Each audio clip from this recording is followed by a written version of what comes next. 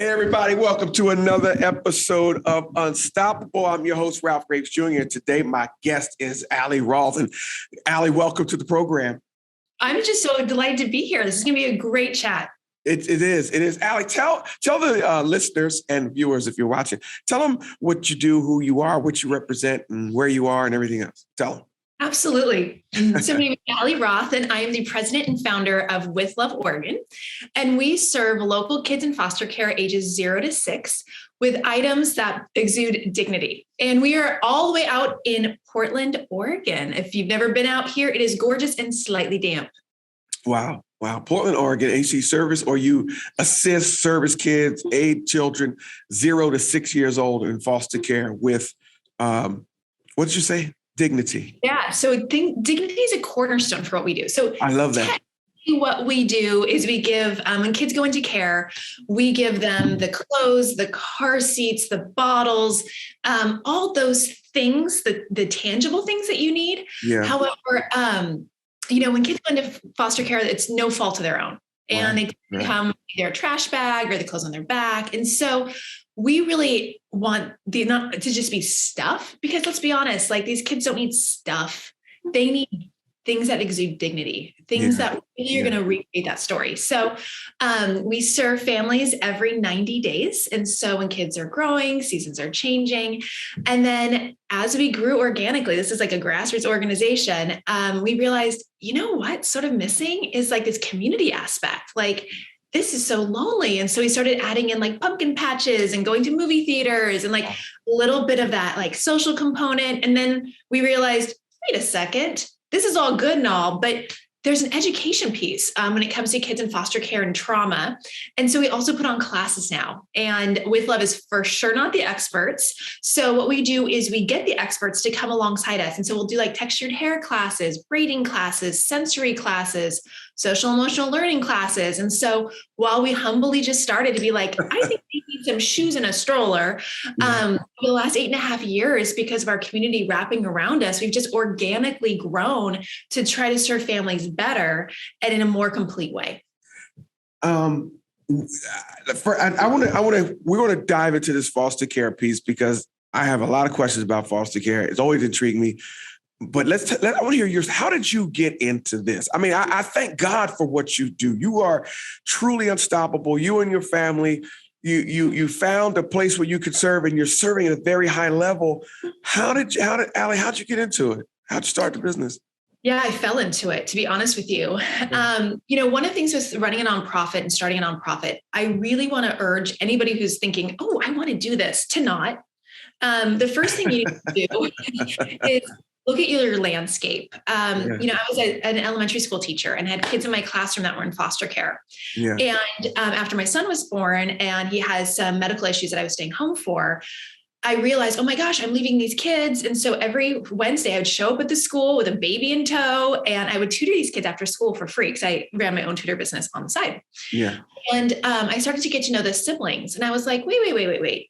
For years, my husband and I had bought the soccer cleats, the winter jackets, for the kids in my classroom. But I was like, what about the kids that are under school age? Like, what resources are there? And so in my journey of this quest, I just knew like my son needed so much stuff. So what about these other kids that are under school age? But I think one of the dilemmas right now is like some people have these great ideas and they start a nonprofit. And it's like, wait, there's already 7 more in your neighborhood. Like, why didn't you join forces? Why didn't you learn about them? So for a year, I went knocking on doors. I, said, what are you doing? How are you operating? Who are you serving? Could I even come underneath you? Yeah. And the answers were no. But I tried. And I think one of the big hindrances was that whole dignity piece. I feel like when creating this and knowing the kids in my classroom and hearing their stories, I didn't want to perpetuate what had already been told to them. And so I just felt like people wanted to give stuff, like, oh, I'm done with it, just take my stuff. And I'm like, well, these kids don't need shirts to say, I went to Disneyland. And so when people say, oh, when did you go to Disneyland? And they can say, oh, I didn't. Yeah. That's tricky. And so organically out of our house, like it was like, we talk about like, 101 grassroots. That's sort of where it started. And what's been so encouraging is being super intentional about how we've started this nonprofit, but then also really engaging the community. Because to your credit, saying, well, what is foster care? And if it doesn't hit your periphery of like your life, 73% of Oregonians that are foster parents are relatives. So a lot of them never planned on ever being foster parents. And so when you get the call that your cousin had a child and, they're going to jail and they don't have a place for this child, it's really hard to be like, no, it's okay. It's fine. Yeah. You're like, well, what am I going to do? And some of these people are living in a, fixed income studio apartment, retired, and they get 3 kids. And so for my journey, we are now foster parents. We've had 11 babies in 4 years. Okay. But for the first 4 years, we were not foster parents because fostering wasn't our best yes. And I think that's one thing that anybody who's listening is saying, years ago, it was either you're a foster parent or you weren't. And now on television, you're hearing about it, TV shows, you're hearing about it, celebrities are now being foster parents. So you're hearing about it more now. But the idea is, well, I'm not a foster parent, I can't help. It's like, oh, no. So With Love, we are an on-ramp for the community to say, I might not be a foster parent, but I can give my kids new items they've grown out of. I'm not a foster parent, but I can volunteer my time. Yeah. I'm not a foster parent, but you know what? Financially, I think this is something I can get behind and I can give monthly to it. So it's not saying, well, look at foster parents and you have to be one. It's, how do we all wrap around these amazing foster parents and not be a charity? Because that's not what we want to be. We want to be a support system. Yeah. First of all, I think foster parents are amazing. I think it takes a special person to invest in the life of a child, whether that's not yours, whether it's by relation or by this is just my responsibility.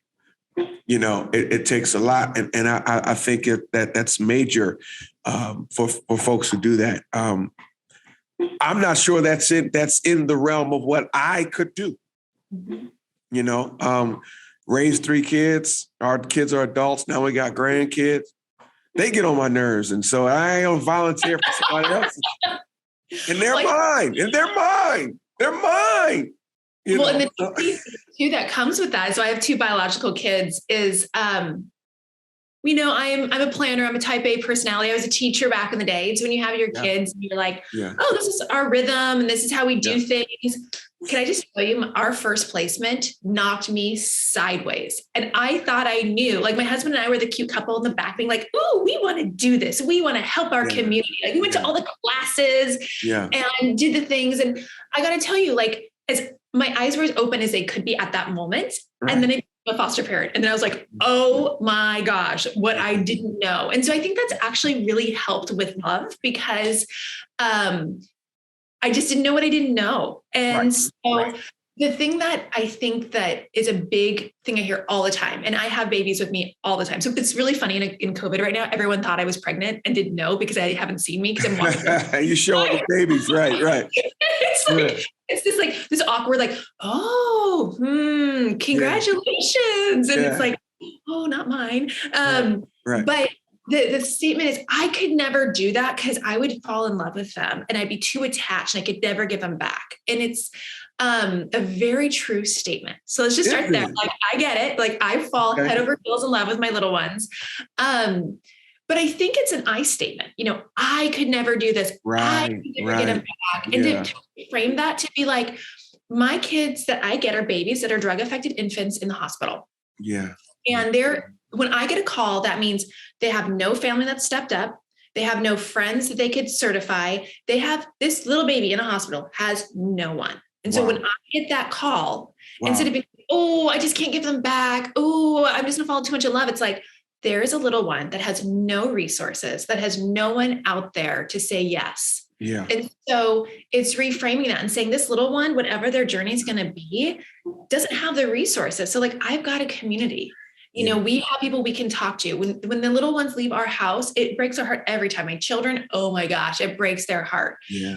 But we've got those resources. And so going from the, I could never do it because I would get too attached, to the little ones have no one and they need people who will get too attached because they deserve it.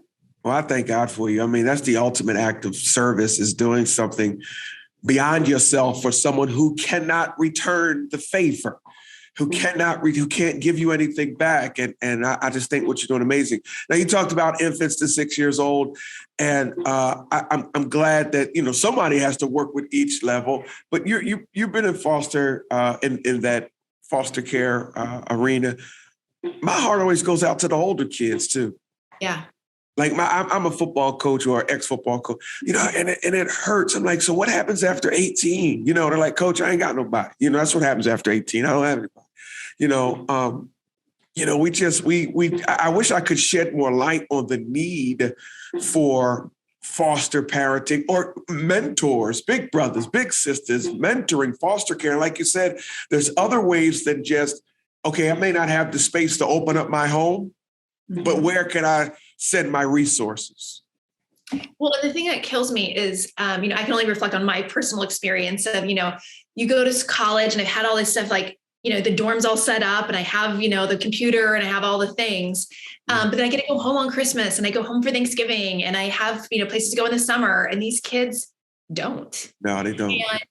And there are quite a few people that I've watched documentaries on. So this is how I've done a little more educating myself, that they go to college on scholarships of sorts and they just can't keep up because they've never had that backbone or the knowledge of how to do certain things. And so it's just really overwhelming. And so there's this deep sadness that I have that,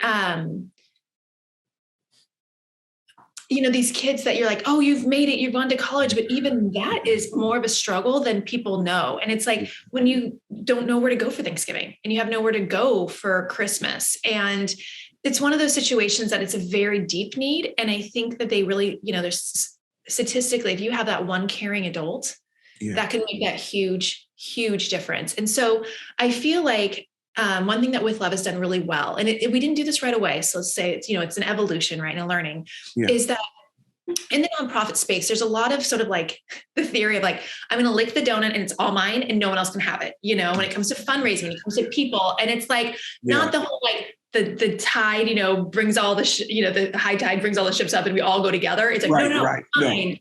All mine. Right. Yes. And so about 4 years ago, this is going to shock you, but I'm an extrovert and I know, super shocking. And I just knew a lot of people in the space, but when it comes to foster care and other organizations, then I realized, wait a second, I don't know if everybody else knows each other. Yeah. And really, these are our kids. It's not like just my kids, because once they age out at age 6, through age 6, actually 7.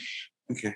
What are their resources? Where do they go? What if a sibling is age 2 and then age 8? So what we do is we, twice a year, we get together, like a forum of the top nonprofits focusing on kids in foster care. And we come together and we talk about what's hard right now, what's good right now, what resources we have. And so what's happened is instead of being just about us because of finances, it's almost like we're now a puzzle. And my volunteers can say, oh, I want to become a foster parent or learn more about it. And I can be like, oh, that's not us, but that's every child. Let's talk about that. Oh my gosh, I have an older sibling. Oh, that's not us, but that's Project Lemonade. Oh, I just got, a new baby is going to be born. And I guess we might have to say yes. I don't know. Oh, good. Okay. We'll support you, but Boxes of Love is where you want to start. Right. So by being able to link arms in the community, I feel like we're able with foster parents to create a chain of resources to, number one, keep these foster parents who we always need more foster parents. It's retaining quality foster parents. Yeah. Number two, it's providing these kids through from start to end. Whereas again, we're just a piece of that puzzle. But these kids, again, if they can get those resources and they can know, and so like even on our website, we have a resource page of all of our community members that we support. And so to your question of like, gosh, these older kids, that is not what we focus on in ourselves. Yeah. And statistically, a lot of these kids that are in foster care will have kids in foster care. And so it's, I think it's approximately, I read recently, around 50% of parents of kids in foster care were in foster care themselves. Wow. So it's, for us, it's just really saying, how do we as a community wrap around these children? Again, in Oregon, we have 1 in 100 kids in foster care, which is double the national average. And so if it doesn't touch your life, you could be very unaware of it. Yeah. But we're trying to bring these conversations to the forefront to say, hey, this is happening in your own backyard. And even if you're not getting a call, this is happening. And this is impacting, our homeless population. This is impacting the opioid crisis that we have here. Yeah. And so how do we really try to step in and love these children for who they are and support their journey early on? Explain to us the foster parent process or roles and responsibility. Like what happens after they leave foster care, after they leave you? Okay, you had 6 or 8 or whatever. What exactly is the role of a foster parent or foster home? Yeah. So one thing that's really interesting is, first of all, so DHS is the Department of Human Resources, that they're the ones that are the ones in charge, the caseworkers and whatnot, knowing what their intention is. And DHS in Oregon, which I can't say statewide, but I could guess it could be across the US. Right. In Oregon is reunification. Okay. So when you become a foster parent, you need to know that reunification is a goal of the state. Gotcha. And so that is one of those things that's tricky. So if you're coming into foster parenting and being like, I want to grow my family, I want to become a parent, that can lead to a lot of heartache because that's not the goal of the state. Now, statistically, it isn't always safe to do reunifications. Okay. But because if that's the goal of the state, it's not like your kid's going to be in foster care typically for like two months and then be adopted. Right. It's going to be a longer process. So my role as a foster parent is to take a child into my house. Now, each foster parent gets to choose, are you a long-term? Are you a short-term? Or are you a foster adopt potential? So going into it knowing, sort of what is your best yes. So for us, ours is short-term and we are not an adoptive family. So we're a really good soft landing for a child whose mom's going through rehab, maybe grandma's coming from New York. Just being that soft space to just love this child, but know that they're going to transition. Where other families are saying, well, we're in here for the long haul, And so with DHS, they want to know with this child, what is the probability of reunification versus potentially adoption, because they don't want to move kids house to house to house. Yeah. The thing that's been really eye-opening for me, and it's really challenging, is when you get a child placed in your house, you normally get about a 2-hour window. Okay. So the planner in me dies a little bit because I'm like, I just want to be perfect. But when they call you, so we had a little boy, we got a call and it was, okay, it's a 4-month-old little boy. He's Black and he's had some trauma. Can you take him? So they dropped him off literally with a onesie. And he was 4 months old, but he was the size of a 9-month-old. Yeah. So that whole planning piece, right? Like, I'm like, oh gosh. The other thing is he was biracial. And so if I would have ran to Target and got all this stuff for the hair, for textured hair, it wouldn't have worked, And so with that 2-hour window, you basically just get enough time to panic, call your friends, and the child shows up. And so this is where With Love comes in so beautifully, because we curate a delivery just for that child. So we ask, are there any sensory needs? Is there any cultural needs? What's their favorite color? What's their favorite character? And we shop our warehouse just for that child. Wow. And it's so fun, first of all, because you hear these people that are pulling me like, yes, because they looked for the Elsa and Anna thing or whatever that child wanted. Yeah. And then if you're within 30 minutes from our warehouse, we deliver to your front doorstep. So we will take a delivery, which is an average of $2,000, and deliver it to your doorstep. Okay. And everything's free. It's a gift for you. And then if you live outside of that radius, on Wednesdays, you make your little order. We get it all ready for you. And on Wednesdays, you just drive through, pop your trunk, we put everything in, and you drive away. So we have people that drive 3 hours, 4 hours to get our stuff because the quality is so good and the need is so great. But what happens as a foster parent, all of a sudden you get this little adorable child in your house. Yeah. And sometimes it's going well, sometimes it's not, depending on how that transition went. Yeah. And then you all of a sudden have lawyers you're dealing with. You're dealing with caseworkers, you're dealing with certifiers, you're dealing with biological visits, you have doctor visits, you have evaluations. And so my little guy that I got right before the holidays, this is a couple of years ago, I had 15 visits in I think it was like 17 days leading up to Christmas. Wow.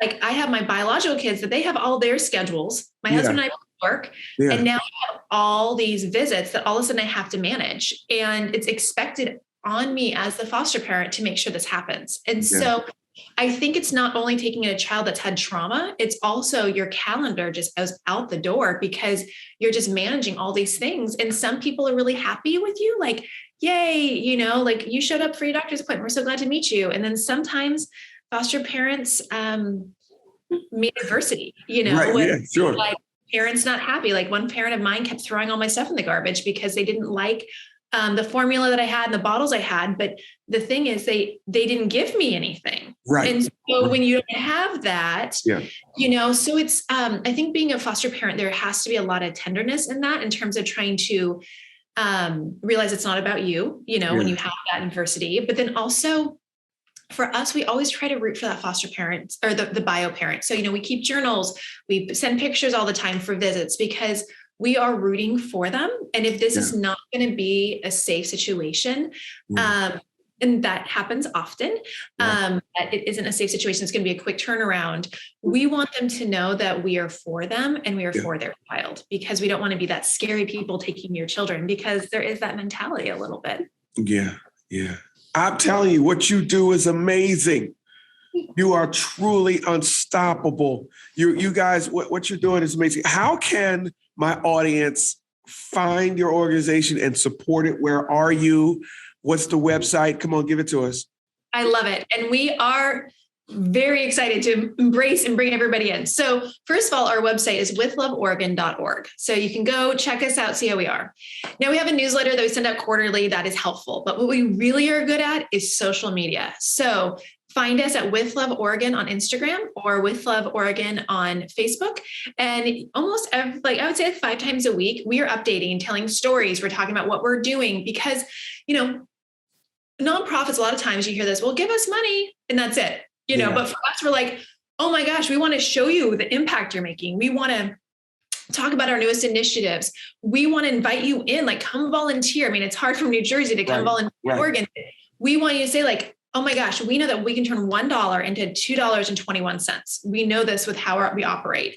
And so we want to show you where your money is going. We want you to feel engaged and feel like, oh, I'm part of this community, not just like a one and done. We want you to be a part of saying, when you hear the conversation about kids in foster care, and by the way, we don't say foster children, we say kids in foster care. I just followed With Love Orgeon on Instagram. Guys, go follow. So we have 1 follower. No, I'm kidding. No. But yeah, I mean, we want you to be like, when people bring this up in conversation, we want people to think of, oh my gosh, I've heard of, some positive things about foster care. We want to be retelling these stories and being part of the solution and not just being part of the problem that's happening. And I interrupted you. You say you don't say foster care. What did you say? You say what now? You say kids in foster care because these are kids that are in foster care versus labeling children to say foster kids. I just followed you. And I love it. I'm sitting there looking at some of the pics on Instagram. Guys, follow them. Let's get their followership up. Support them any way you know how to support them. I see some Linktree stuff on here. And what if someone wanted to get involved with something like this in their local area? This is a global program. Are organizations like this in every state? That's a great question. I get asked so many times a month for this. One of the things that we sort of in expansions is in the future are going to do is called replication seminars. And our goal is not to have With Love everywhere because, to be really honest, to run a nonprofit's a lot. It's a lot for fundraising, a lot for board members. But the end goal is to support kids in foster care. And so what we hope to do is put on replication seminars so you can learn the 101 basics of how to do this in your own county, in your own state, in your own city. So we actually follow and are in communication with quite a few places that do this around the US, different models. Some are, they say crib to college, we are not. We are the littler ones. But what's been really neat is being able to learn from them, have those honest dialogues. But the thing is, a lot of rural communities really struggle with this. There is not a lot of resources. I can imagine. It's a struggle. And so for us, our vision is to be partnering with other people that are like-minded all over the state in Oregon to say, hey, come, we're going to put this on, and then we'll see how it goes from there. Because I do think it's daunting. I do think it's exhausting. And, you know, I think with any nonprofit, you want to make sure that the people who start it can actually run not a sprint, but a marathon. That's right. And how do you run a marathon well and encourage other people to do the marathon with you and empower them? And so, you know, when you're talking about social media, so many people say, well, how can I support you? Well, definitely following us. But the other thing is, if financially you're not at a place to give right now, liking our stories, sharing stories. It's just so simple as that, because again, it gets this, the network out even more. And that's, I think, what's so important about seeing these kids in foster care is it's our kids. These kids are in our community, and it's, again, no fault of their own. And so the more that we can have positive stories going out, all of a sudden, like with at least our friend group, they've been like, whoa, your kids are pretty cute. Your kids are pretty great. And we're like, hey, do you want to do a thing called respite care? And that means that we can have a date night. That means we can go, you know, on vacation. And so all of a sudden, like, well, I'm just babysitting basically for a weekend, a cute baby. I'm like, yep. And then over time, they're like, well, wait a second. Okay, well, maybe, how do I become more? And so positive stuff versus having like this Miss Hannigan concept of foster care, you know, of like, oh, these people just have 2 teeth and they're foster parents. It's like, well, no, there's other people too. And so it's again, getting stories out there. Yeah. I'm telling you, amazing. This is amazing to me. Thank you for opening up my eyes to it. Before we jumped on here, I told you I never really, foster care was never really in my view, you know, even though, you know, when you hear about it, you say, oh, you know, I don't want to say, oh man, this is real stuff, you know, and thank you for showing my audience that there's a need and that they could still be involved in it some way, shape, or form. Last question I need to ask you before you go. I ask everybody this, just off the cuff, and I know I didn't give you time to even think about it, but if you could have a billboard anywhere in the world, where would it be and what would it say? Oh my gosh, this is a phenomenal question.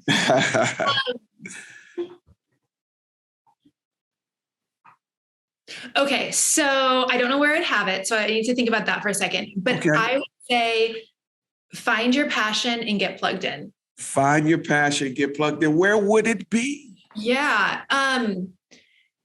Well, I think I would pick a downtown area that was busy, because I feel like there's a lot of noise and there's like the newest thing of the moment. And like my thing is foster care, but like I just think the world can be changed by people that are, foster care might not be your thing. Maybe it's elderly, maybe it's animals. It's like people can find that passion and pause for a moment and not be so involved in what's going on in their life and take a moment to think about other people's lives that are going on and how they can help that. I think the world's just going to be a kinder place. And while, you know, you and I were talking earlier about people's jobs that must be hard right now. And it's like, you just don't know unless you've walked in their shoes. And so I just feel like if everybody could get plugged into where their passion is and try to volunteer in that, the world would be a kinder place overall. Well, thank you for that. I totally agree. Thank you. Thank you for your time. Thank you for being on the Unstoppable program. Thank you for just adding great value, to us, to what we're doing here at Unstoppable. Ladies and gentlemen, you've been listening to my friend Allie Roth, all the way from Oregon. What's the name of the organization again? I want to say it right. Yes, With Love, Oregon. I was just going to say With Love. With Love, Oregon. You can find them anywhere. WithLoveOregon.org is the website. You can follow them on social media as well.